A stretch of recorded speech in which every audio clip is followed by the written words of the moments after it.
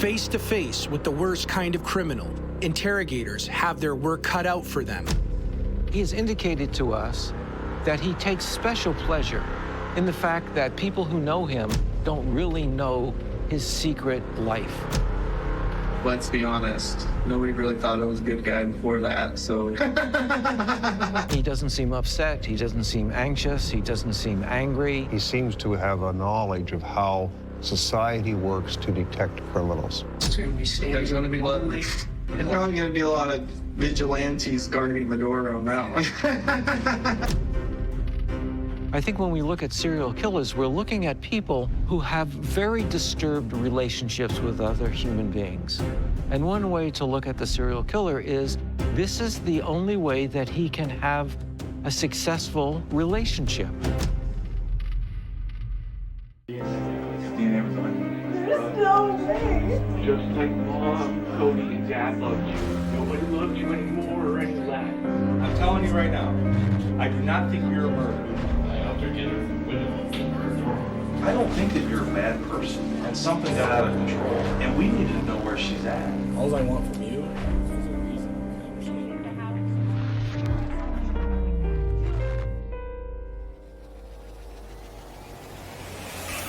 Israel Keys has been apprehended and confessed to the murder of Samantha Koenig. But his confessions won't stop there. He wants to say more, but wants to make sure the conditions are just right. Israel, when we spoke on Friday, you told us that you killed Samantha Koenig, is that right? Yes. And then you told us that there were some other things that you'd like to tell us about that. And specifically, we're going to wait to another session for that. That's right. Okay. Do I understand that correctly? Yes. Okay. So we're here today, and we're going to talk to you about that. You don't have to ask. Like I say, I'll give you a detailed account of everything that happened. If you want a blow-by-blow account, then I won't do it. No. Like what I was thinking or what was said between her and I, that stuff stays with me unless there's fewer people in this room.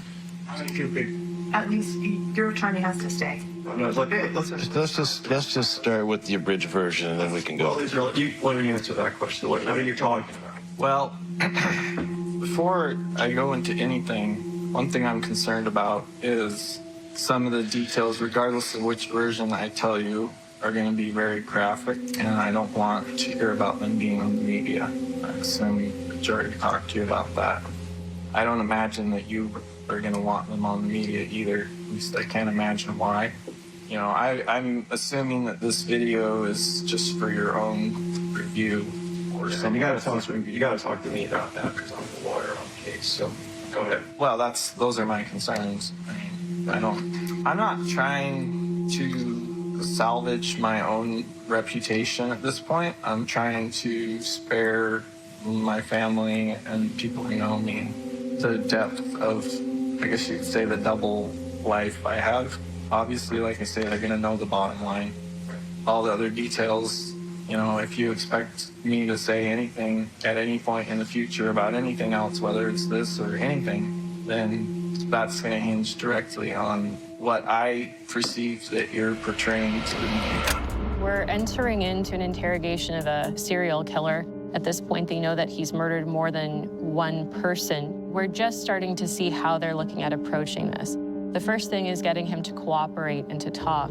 And so what we're seeing is that he wants to do so, but only on his own terms. He's very concerned about who's in the room, that there are few people in the room. It seems he wants a female specifically in the room, and there could be a variety of reasons for that. Maybe psychologically as a comfort of some sort. There is also some concern about media and his information getting out to media. Extremely complex. You have a series of crimes committed from Alaska all the way to the eastern seaboard of the United States. He is involved now with the FBI, yet they have to deal with all of the various jurisdictions in this investigation of every case that they know he's committed. The FBI have a great deal of training and skill in following serial killers because they're usually the ones that have to do it. It doesn't really stay with the small police department because of the nature of the serial killer. They very seldom work inside of a zone. They work across broad spectrums. So the FBI are aware of what these people are, who they are. They do case profiles. They do a lot of studies so that when they do this interview, they're well versed in his antics, I would say. He has a false perception that the media aren't going to report about what he did. He doesn't want that out there. Really, the police don't control that. Once you go into a public setting in court, evidence comes out. Unless there's a gag order put on it by the judge, the media can print whatever they want. That's my concern, is that the media actually likes that stuff. And the public does too, whether you want to believe it or not. There's a lot of people who want to hear all that. I understand. And we're not here, we're not doing this to please the media. We're fact finders, what we are. And obviously the public will know the ultimate facts. So they don't need to know all those details. I get what you're saying. People are voyeurs. People want to know the dirty little details. And throughout the last 8 or 9 weeks, we've had people constantly banging down our door. And this has been one of the most controlled releases of information. This case, more so than any other case that's ever been worked by the Anchorage Police Department, we've done a better job of controlling outflow of information, and we will continue to do so. I think when we look at serial killers, we're looking at people who have very disturbed relationships with other human beings.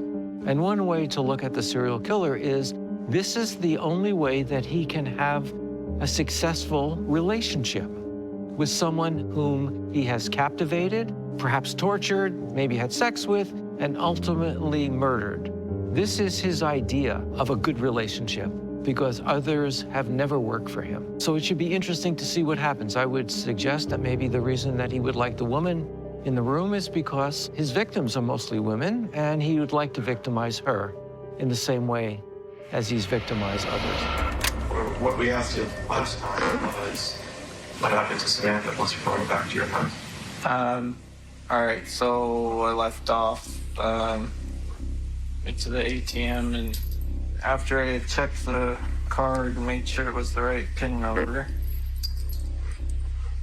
I went back to the house, and by then it was getting pretty late, and I had already had a foam mat on top of a 9x12 tarp laid out on the shed. And she was sitting on a bucket, 5-gallon bucket in the shed. And I had a piece of rope. It was around her neck, and I had it screwed to the wall. Some of those screws that were in there were some big fender washers. And I would tie a knot on the rope and screw it into the frame on the shed. I had that location in mind just because of where it was and the fact that they were open late. And the fact that I had staked out maybe, I don't remember how long before, a couple days it seems like. I walked by. And it looked like there was only one person working there, and there weren't a lot of cars. So it was in the back of my mind. I didn't really know for sure that I was going to do anything. I thought maybe I might just rob that place. Why did you park at the Home Depot parking lot instead of in the neighborhood back behind the coffee shop in the darkness? And it, I don't know. Good question. I guess I didn't think the video cameras were that good. I remember seeing the IHOP camera. And I remember thinking that thing looks like it's 20 years old. It probably doesn't even record anymore. But I wasn't really worried about the video because I had my face covered the whole time, and I think I had the front license plate off my truck removed, and the back license plate is almost always covered with snow. I figured even if they were upset about it or out of character, there wasn't anything that was going to be done by much of anybody, at least not for a couple days. you were right, but both of the texts were kind of fell right in line with, it was appropriate communication. He doesn't seem upset. He doesn't seem anxious. He doesn't seem angry. He doesn't seem like he's boastful. He's just simply relating what he did, showing no emotion, no empathy, matter-of-fact, common, everyday behavior. He might as well have been talking about going to the store and buying a loaf of bread. We're getting a look into the mind of how a serial killer works, and it's very interesting to me that they know the cameras are there. They know what's in society. They know the police monitor license numbers off the camera. So he's taken all the steps, covering his face, covering the license number, even aware of dated cameras don't work. There is a percentage of CCTVs that are never hooked up after they go defunct because it's too expensive. He seems to have a knowledge of how society works to detect criminals. This is why serial killers are able to avoid being caught for some time. They're students of their craft. They're trained to kill.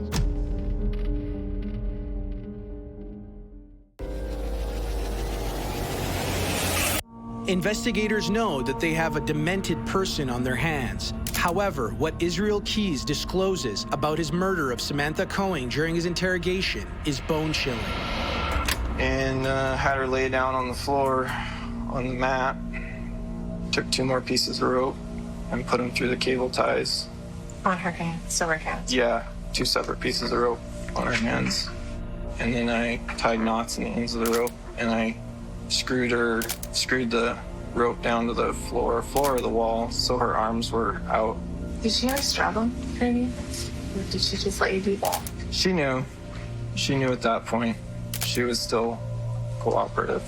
I took a 36-inch cable tie, and I put it around her neck, and I tightened it up. Not tight, but enough that she could feel that it was there. Mm-hmm.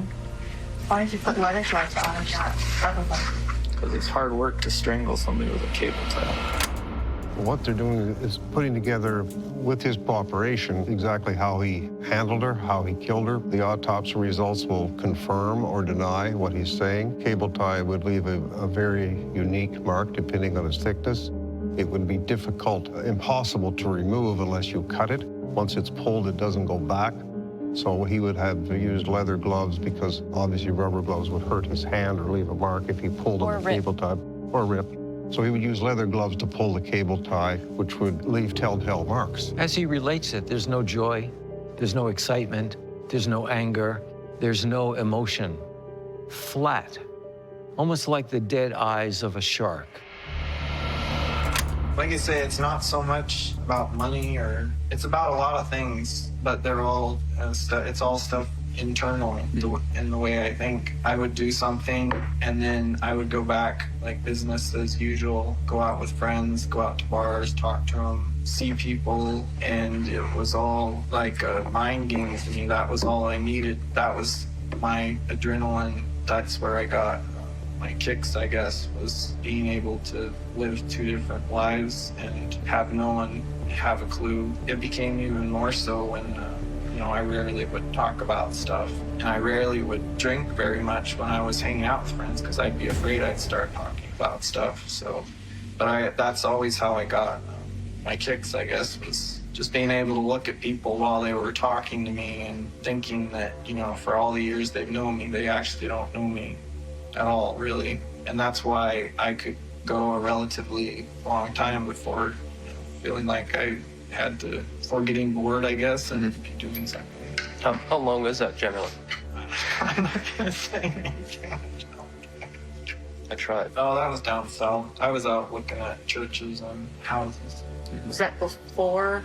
Bank robbery. The bank was before the bank robbery, okay. Whole thing, that whole thing kind of backfired on me because I was thinking I had plenty of time to go down south and do something. I just felt like I needed to get away from everybody and clear my head because I didn't really feel like I was having a hard time acting normal, I guess, and so I just decided to get away and go down south.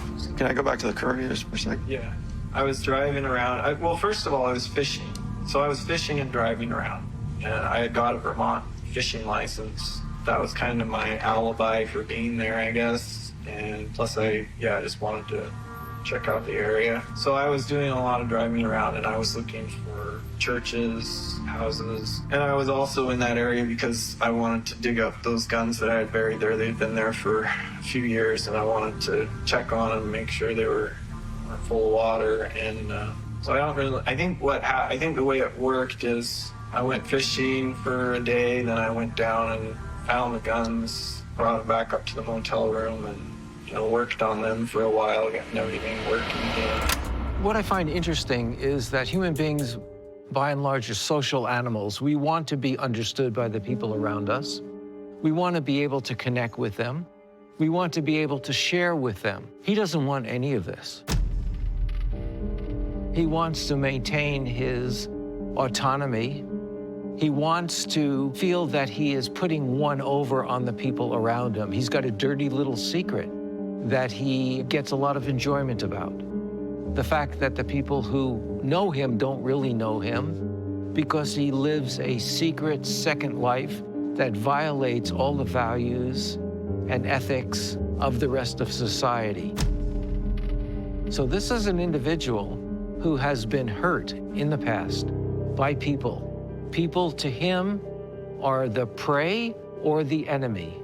He needs to camouflage himself and his feelings when dealing with these people because he's always on the lookout to find someone that will satisfy his feeling of validation, which comes not from pleasing people, but by fooling people and feeling that he is different, superior, stronger, and in control. So we're dealing with a person who is a very dangerous social outcast.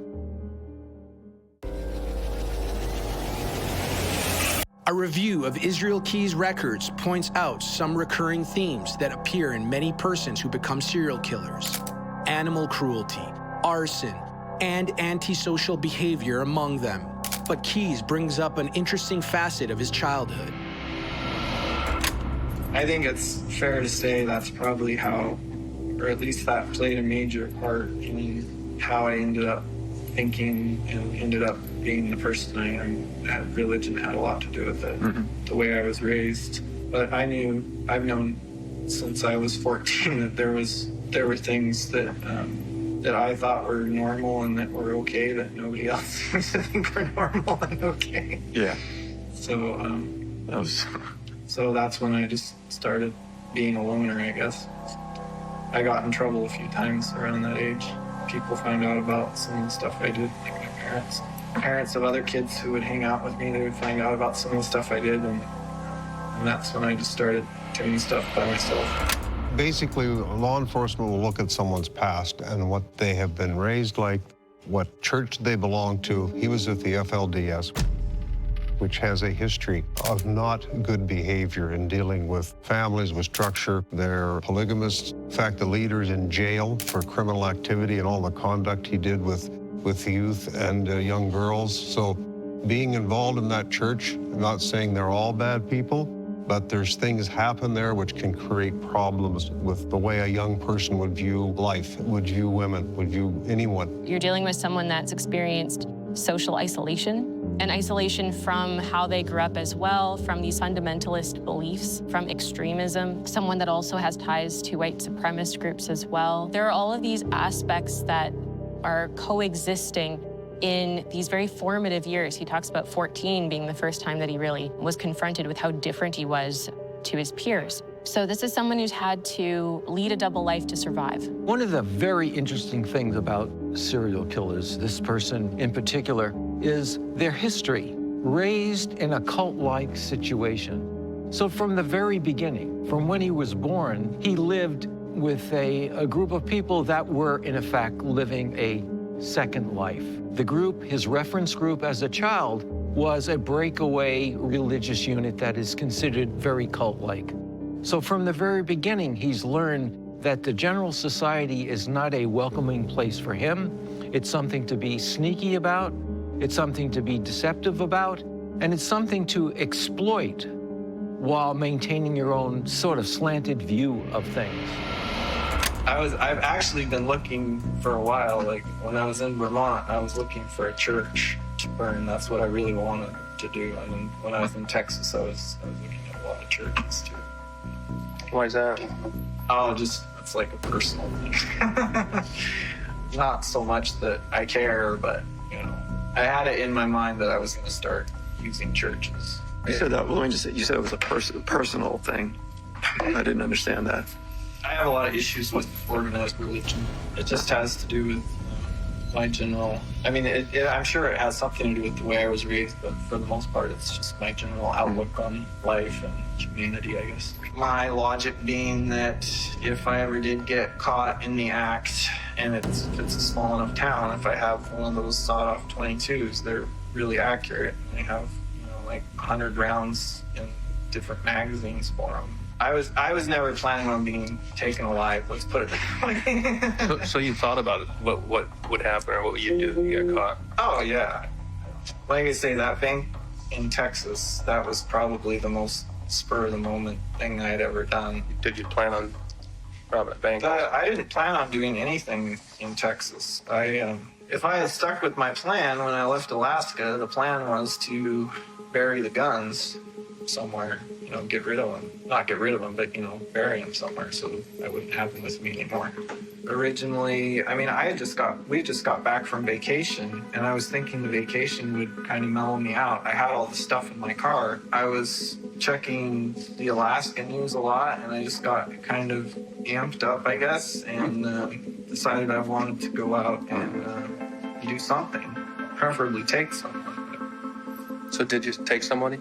No. You said the why not feeling, it wasn't so much why, but why not the arson? Yeah. And that's a feeling you've had before? Yeah, well, it's a pretty good way to cover up a burglary, too. Mm-hmm. If there's not a house, they don't usually take a very good inventory. Well, and I'm asking because you mentioned with the couriers that you were going to go back this month or next month and burn down that house. Yeah. When I picked that house in Vermont, I knew, first of all, that it wasn't salvageable, and that whoever was looking at the property probably wasn't going to be looking at it for the house. So I knew there was a good chance, even if I didn't have time or opportunity to burn it while I was there, then there was a good chance they wouldn't be found, at least not right away. And I also had considered that there was a good chance that whoever bought the property or who was selling it would do me the favor of doing it for me, which is actually what happened. I didn't really expect, but something I did consider, that they would either push the house down or just the owner would torch it themselves. Plus, it's not. If you go into an old farmhouse and smell something dead, that's not really that unusual. I think the fact that he's engaging in this behavior suggests that his personality has an almost obsessive-compulsive aspect to it. He has indicated to us that he takes special pleasure in the fact that people who know him don't really know his secret life. It gives him pleasure. And like many psychopaths, the ability to feel excited is diminished. That's why they engage in reckless behavior. And I think when these people finally get caught, it's because they've been pressing the envelope. After a while, the routine job of hunting and killing people does not excite them any longer, so they push the envelope. They find themselves in more reckless, dangerous situations. This fellow started robbing banks and doing other things. And when questioned about why he wasn't so careful about parking the car, etc., he lets us know, I don't know, I wasn't thinking about it. I think he gets excited with the hunt and then sort of loses track of what he's doing. So I think this is the story of this fellow and serial killers in general. People who wish to be not understood. They don't wish to be accepted and please other people. They want to dominate and demonstrate their superiority over the rest of us. Seems like you keep up with the news. Yeah.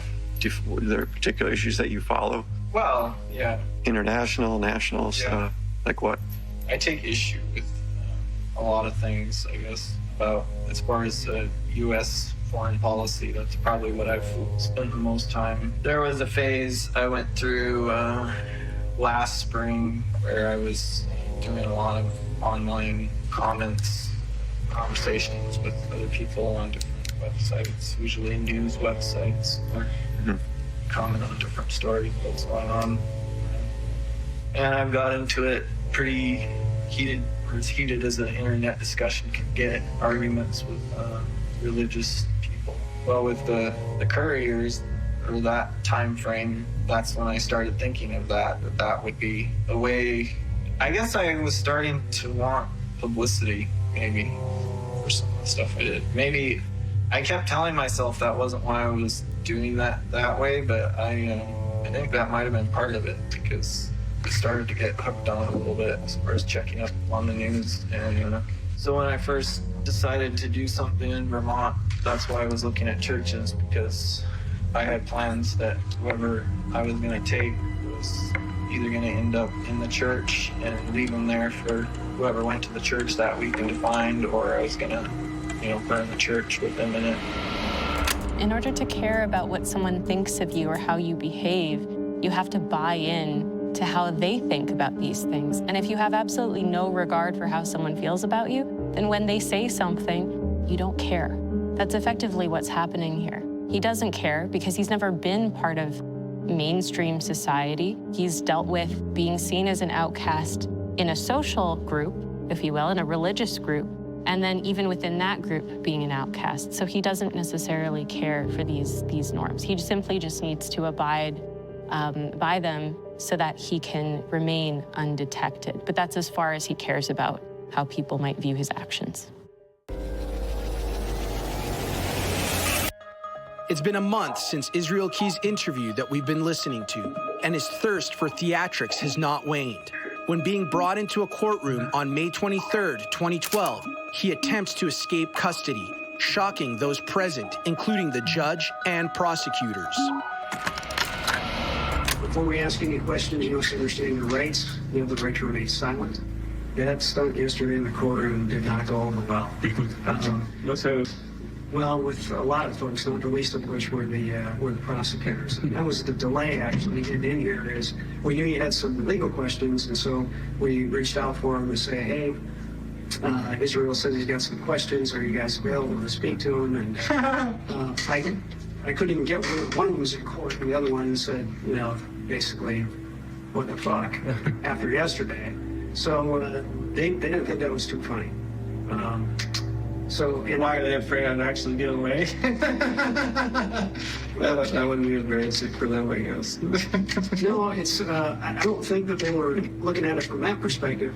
Lawyers just don't like excitement. That's more handcuffs. I don't know. Yeah. What's changed for you? Nothing. Possibly additional charges.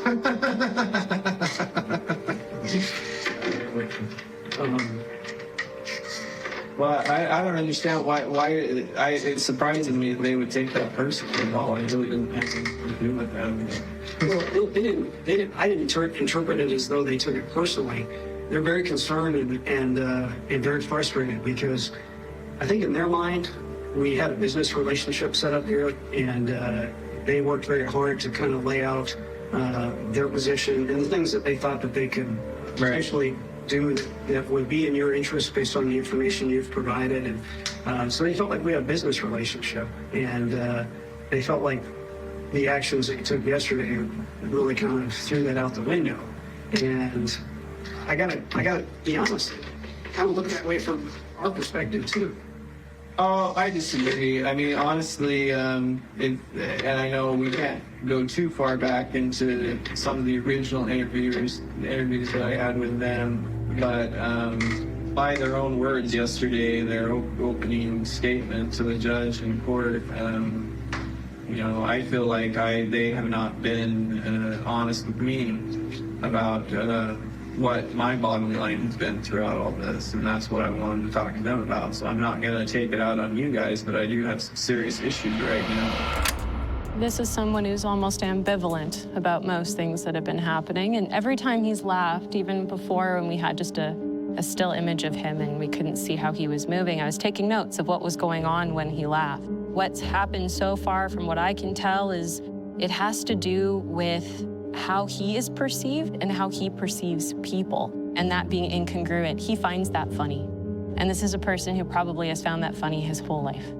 He laughs at people not relating to him. At one point, police were guessing what his thought process was, and he let out a laugh. This was a bit earlier. And he also laughed and said, lawyers don't like excitement, right? They like predictability. And this is a person here who likes predictability to a point, but that's how he finds his excitement, is finding ways and controlling them. But it all has to do so far, from what I can tell, with that incongruity, if that's a word, between him and how he behaves and how he's perceived by others, and then how others behave. and how that's all perceived as well. So it's just the fact that those things aren't compatible. He finds that funny. He finds that funny, being misunderstood or being not understood. We would expect other people to find that to be disturbing because we want to be validated by other people. We want them to acknowledge that we have things in common, that they understand us. He doesn't want people to understand him because he knows what a dark character he is. He discovered that even when he was 14, that the other kids were shocked and disapproved of some of the things he did. So from the very beginning, he's felt like a loner, but not a loner, loser, depressed person, a loner as a superior being who plays by his own rules, different rules. He's the hunter, he's the predator, the rest are praise. I mean, come on, let's face it. Yeah, what happened yesterday? Ooh, I'm a bad guy. I tried to escape, but let's be honest. Nobody really thought I was a good guy before that, so. I think they're concerned now that maybe you have a different agenda than what you've told us because you were very specific. You know, I don't want any media attention. This has created a bit of a frenzy. I gotta believe that your next court appearance is going to be standing. There's going to be there's probably going to be a lot of vigilantes guarding the door on that one. I'm afraid there's going to be, you know, there was only a couple media people there yesterday. I'm afraid tomorrow's going to have a fair amount more media people, unfortunately. And then arguably one of the probably biggest potential hurdles, you know, is, you know, we know you've indicated that you want to represent yourself on the things for which you're not charged. This could be a huge hurdle now that didn't previously exist. Right. I get that idea. These are all things that all of us are thinking about, but to be honest, they're probably more focused on it than the rest of us. And you may not have thought about those things, but that's what they're mulling over. Right. No, I get that. I get what you're saying. And honestly, I really hadn't thought of it at all until you mentioned it. I was concerned about the media coverage, not really thinking about the effect it would have on the things we've discussed, thinking more about, you know, that is my bottom line. I didn't want a bunch of press and didn't want a bunch of drama. And honestly, I could have lived with the drama as long as I had been successful in escaping. But since I didn't, now I'm like, man, I really wish I hadn't created all this drama. Well, he likes to trick people. He enjoys surprising people. He enjoys watching them suffer, feeling helpless. This is why he tied the girl up, as he was talking about. Anybody with a sense of empathy would feel disgust as we observe other people feeling very uncomfortable and suffering. He likes to inflict suffering. He's inflicting suffering on the people who are interviewing him. And I think he's feigning a lot of these things. His demonic laugh is a nervous laughter. He understands what he's about. And I think he's enjoying being in control of the situation, sending out demands of what he will do and what he won't do. And what he is acknowledging is he would have liked all the publicity if he had successfully escaped, but he doesn't like it, he says, if it looks like he's failed at what he's done. So we know he derives satisfaction over other people's suffering at his hands, and he's doing that to the people who are interviewing him. The FBI is beginning to believe that all of Israel Key's demands and stalling are not going anywhere. They need to know how many other victims there may be, but Keys is more concerned with his own image than closure for victims' families. All right, well, like we're making progress. I think so. And just to sort of reiterate, they basically said and agreed.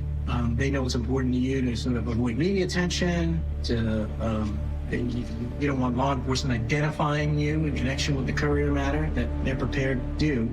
And they're prepared to continue cooperating. And in exchange, you're agreeing to be truthful about other crimes and other bodies. I do want to continue to cooperate, somehow ensure that we could work out some sort of agreement that, you know, I give you all the answers on these cases and families get closure and you find as many of them as possible. And in return for that, I don't plan on being around a whole lot longer, but a really big concern to me is, my kid's going to be around. I don't want her to, type my name in the computer and have it pop up. I already know stuff's going to come out. I know that. But I just trying to minimize that at this point, I guess, is what I was hoping to do, and apparently it's going to be really difficult to get that assurance.